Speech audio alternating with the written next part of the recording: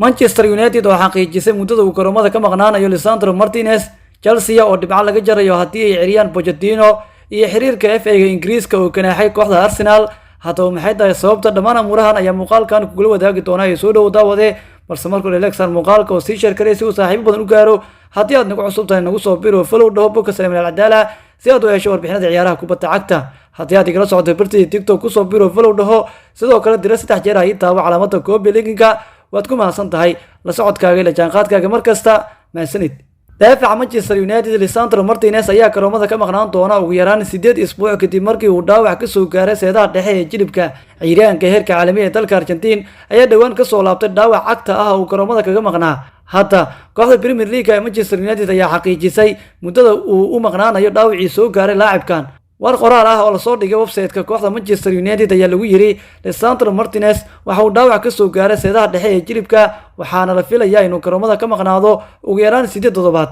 daafaca Argentina waxa uu garoonka ka baxay daqiiqadii 17aad ee kulankii aan 3 waxba kaga badinay West Ham United ee ka dhacay Old Trafford Axadii. dhammaanteen waxaan u rajaynaynaa soo kabsasho degdeg ah, waxaana rajaynaynaa inaan dib ugu aragno garoonka dhexdiisa dhamaadka xilliyeedka ayaa lagu yiri qoraalka ka soo baxay Manchester United ee lagu xaqiijiyay muddada uu garoomada ka maqnaan doono Lisandro Martinez. United ayaa 6 dhibcood u soo jirsatay kooxda kaalinta shanaad ku jirta ee Tottenham kadib markii ay ka badiyeen Hammeriska, waxaana ay u muuqdaan kuwa rajeynaya inay usoo baxaan Champions League xilliyeedka dambe. laakiin dib u dhacan ayaa dhowr jab weyn ku noqon doona Reed Devils oo ku qasban inay mar kale ku tiirsanaadaan Harry Maguire iyo Johnny Evans si ay u daboolaan maqnaanshiyaha Martinez.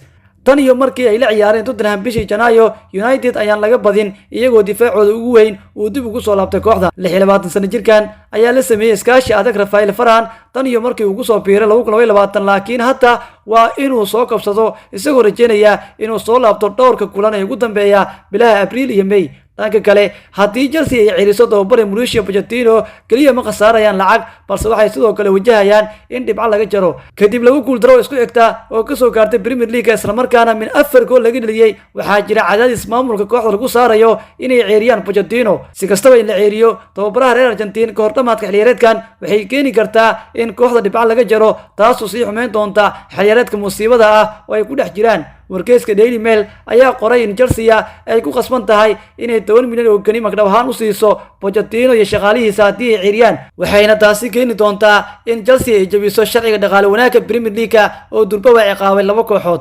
Everton iyo Nottingham Forest ayaa durba lagu helay inay jabiyaan sharciga dhaqaalaha Premier League, halka Everton ay halis ugu jirto in mar kale dhibco laga jaro kadib 10 dhibcood oo horaantii xilliyeedkan laga jaray. dhanka kale Manchester City ayaa dacwadeeda la dhageysan doonaa dhamaadka sanadkan maadaama loo haysto 15 dacwadood oo la xiriira sharciga dhaqaale wanaagga. Pochettino waa tababarihii saddexaad ee joogto ah oo ay Chelsea yeelato 2 sanadood iyo barkii ugu dambeysay ka hor inta uu Graham Potter kooxda hogaamin kaliya 7 bilood. laakiin Chelsea haatan ma awoodo inay Pochettino ceeriso maadaama lacagta magdhowga ah ay ka dhigayso inay kooxda ku xadgudubtay sharciga dhaqaalaha, taasoo sababi karta in dhibco laga jaro. dhinaca kale kooxda kubadda cagta Arsenal ayaa lagu riday ganaax kadib wixii ay sameeyeen ciyaartooydeedu markii ay dhamaatay ciyaartii ay xatii guusha 3-1 ay ka gaareen Liverpool. xiriirka kubadda cagta Ingiriiska ayaa shaaciyay inay ganaax ku rideen Arsenal oo 6 ka mid ah ciyaartooydeedu ay u dhaqmeen si ka baxsan anshaxa iyo asluubta ciyaaraha, waxaana sidoo kale go'aan shakhsi ah laga gaaray Mikel Arteta oo sameeyay dabaaldeg wali ahaa. Mikel Arteta ayaa sii jiijiiday qaar ka mid ah shaqaalaha telefishinka Liverpool isaga oo ka falcelinaya goolkii uu dhaliyay Leonardo Trossard waqtigii dhamaadka, isagoo sidoo kale dilintooda kale ciyaartooyda keedka Liverpool. xiriirka kubadda cagta Ingiriiska ayaa sheegay in Arsenal ay ku ganaaxeen 25 kun oo gani sababtoo ah waxay sameeyeen anshax xumo iyadoo ay gaar digniin ah dhamaadkii qaateen William Saliba, Declan Rice iyo Kai Havertz, halka horey ay 3 ciyaartooy ee Ben White, Gabriel Magalhaes iyo Jacob Koivu ay u qaateen gaar digniin ah. laakiin FA-gu waxa uu sheegay in Mikel Arteta aanu si bareer ah u galin dilinta isla markaana aanay ujeedadiisu ahayn in uu ka careysiiyo oo uu jiijiido ciyaartooyda iyo shaqaalaha tababarka Liverpool, ayaa lagu yiri qoraalka ka soo baxay